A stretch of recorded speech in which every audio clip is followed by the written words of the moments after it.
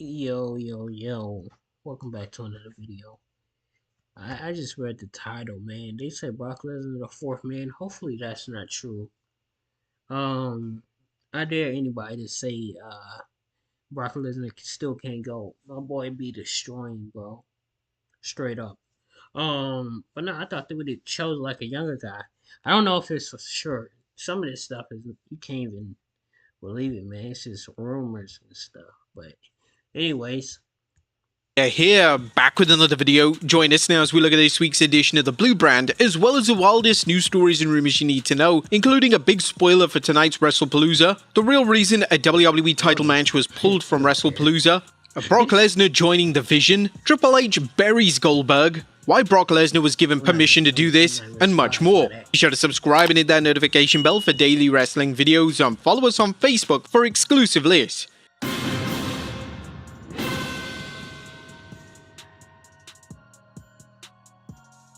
As always, we won't recap the matches, but just look at the good, the bad, and the downright ugly. As always, we start off with the good, as number 1, Sami vs Carmelo Classic.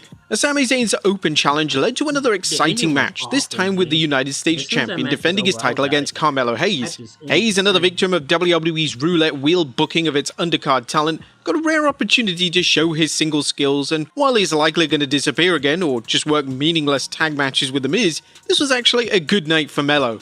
Hopefully soon enough WWE sees his true potential. Number 2, Street Profits split? Could the Street Profits be splitting up? WWE is teasing tension between Ford and Dawkins, with the White Six stirring the pot. And it's not the first time fans have seen the longtime team at odds, giving a little bit of a teaser at Clash in Paris. Now indeed, fans have been clamoring for Montez Ford to step into the singles spotlight for some time, and given how little the Street Profits have done up until recently, it may be a good idea. The only problem is whether WWE has any meaningful roles for Ford or Dawkins besides feuding with each other. Number 3, Damian Priest vs Aleister Black. Basic, but good. The Damian Priest and Aleister Black's feud is about as basic as it gets. Two superstars who can't stand each other and just want to beat each other senseless. To be honest, at this point it's hard to remember why they're even fighting, but the matches have been so good that nobody seems to care. Number 4, Brock Heyman Alliance. Paul Heyman did betray Brock Lesnar, but wrestling being wrestling, Brock seems to think Paul can do him a solid regardless of how many times he stabbed Lesnar in the back. Last night's segment already has fans talking, and as we'll see in the news, it could have big ramifications down the road. And this is the best we're gonna get. Now, if last night's verbal showdown and post-contract signing brawl is any indicator, fans are in for a great match at WrestlePalooza. The Drew vs Cody match has had literally zero build, probably even just one show of build. However, they really did the best they could with this. Drew McIntyre vs Cody Rhodes is going to be a true clash in the ring, as Drew remains positioned as one of WWE's most dangerous wrestlers, while Cody continues to improve his act as a tough babyface who incorporates the best of the past with today's sensibilities. WWE doesn't seem like doing many rematches, but this is one match that should get a follow-up and at least a proper build. But that was the good, what about the bad? Is number 1, dim-witted deja vu. Michael Cole has hit another milestone, overtaking Hall of Fame announcer Jim Ross's record of being menaced and mauled by assorted WWE stars. If you thought last night's segment where Brock Lesnar menaced Michael Cole only for Cole's color commentator to step in and take a beating looked familiar, it was. Fans saw the same thing a few months ago when Gunther manhandled Michael Cole, leading to a valiant attempt by his color commentator, which was in that case Pat McAfee, to save him and instead take a beatdown. Last night's segment was another reminder of how WWE has just put zero effort into booking John Cena vs Brock Lesnar, and how short-sighted the promotion is with its booking. WWE obviously thinks its fans are stupid because Michael Cole just complained about announcers being menaced by wrestlers, and it's like it never happened. Number 2, a night of filler. SmackDown was really plagued by filler, with fans seeing some strong segments like Rhodes confronting Drew, and an excellent match between Sami Zayn and Carmelo Hayes. But WWE spent more time showing fans how to download the ESPN app than it did hyping up WrestlePalooza. WWE's obviously confident the lineup for the show is enough to sell, but if that's the case, why not put some entertaining segments to put over the wrestlers who won't be working the PLE? Number 3, Women's Tag Team Division remains a joke. Now, how many times will fans have to watch Alexa Bliss and Charlotte Flair wrestle Chelsea Green and a secret hair service partner of the night? Apparently many more, as WWE can't seem to dig up any women's tag teams on Raw or SmackDown. At least it was a little refreshing to see the titles defended on NXT, especially since WWE unified the NXT Women's Tag Championship with the WWE Women's Tag Championship. And a woeful title picture. Speaking of bad booking, Tiffany Stratton vs Nia Jax vs Jade Cargill is another reminder of how WWE's failure to elevate talent has led to a stagnant main event scene. While it's great to see WWE trying to elevate Jade Cargill as a single star, the fact that the promotion has to use Nia Jax to help hide Cargill's weaknesses by adding her into the mix is scary. WWE hasn't created a top women's star on SmackDown besides Tiffany Stratton, and while there are never any guarantees that someone will get over like Stratton, WWE has a bad track record of using its women's undercard. Talents are brought up to SmackDown only to disappear for weeks or months, wiping out any interest fans may have in them. That was nothing downright ugly, but another disappointing night for the Blue brand. SmackDown's inconsistent quality is mind-boggling, with declining ratings for the Blue brand suggesting fans are tired of this product. But what do you guys think of the go-home episode of SmackDown before WrestlePalooza? Let us know in the comments down below. Now let's move on to the news. Our first story looks like a big spoiler happening at WrestlePalooza. At top of today's news is a potential spoiler for WrestlePalooza. So if you don't want to know, skip to our next story if you're looking to be surprised at tonight's PLE.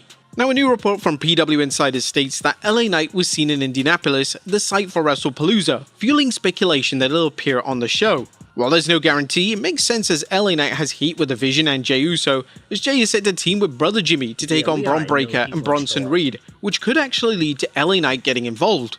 The question is whether he'll interfere in the match and who could he try to help. But that's just part of the puzzle, as there's debate whether LA Knight, who's been repeatedly frustrated in his attempts to win a world title, will join forces with The Vision, or whether Jey and possibly Jimmy could turn heel, laying Knight out instead.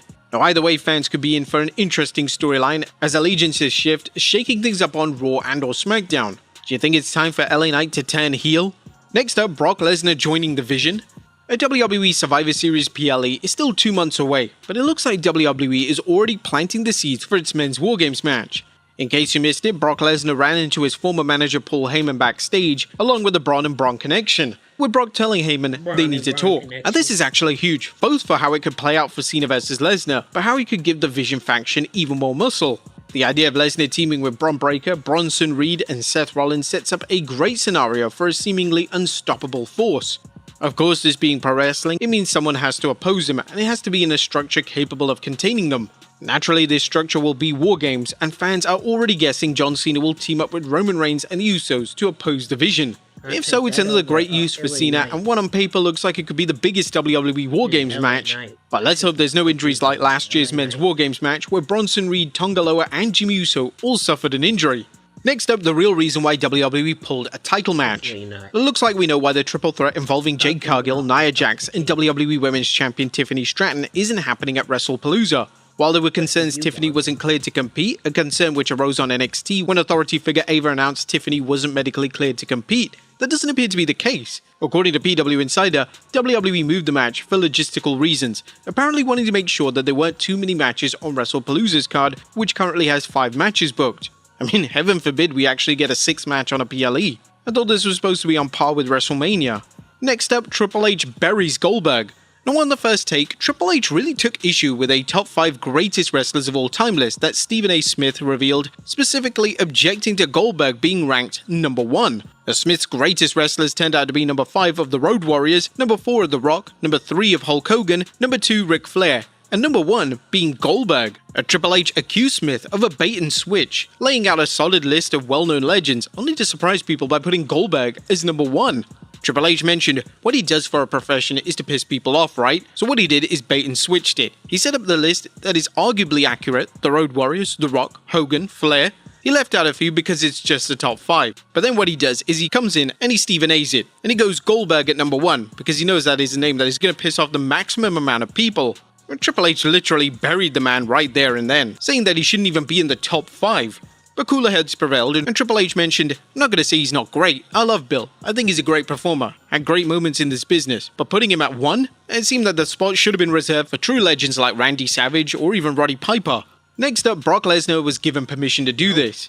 Brock Lesnar actually managed to F5 Corey Graves, and it was the first bump that he's taken in a number of years. It seems to indicate that the rumors are now finally true and that Corey Graves is now cleared for in-ring competition, otherwise WWE definitely wouldn't allow him to do it. Do you think we could see Corey back in the ring anytime soon? And finally, Andrade's first post-WWE booking revealed. Last but not least, it didn't take long for recently released WWE superstar Andrade to find work. Lucha Libre Online recently tweeted, breaking news, it is confirmed that the first appearance of Andrade following his departure from WWE will be on October 3rd, The Crash. Tijuana, you are fortunate. It's a damn shame that Andrade can't be on the AAA card, as he would be sensational in it. But there you have it, folks. Our look at the blue brand, It's as crazy well as he the never wildest went to news stories and AAA rumors you need to know. during Be the sure to whole leave your comments partnership. down below, and I'll see you next time with some more wrestling content. Okay, was quite a video. They spoiled something, but they didn't really spoil anything. Um, why they gotta do that? I'm gonna try to get one more video out. We got about 31 minutes till SmackDown, not SmackDown, WrestlePalooza comes on. Anyways,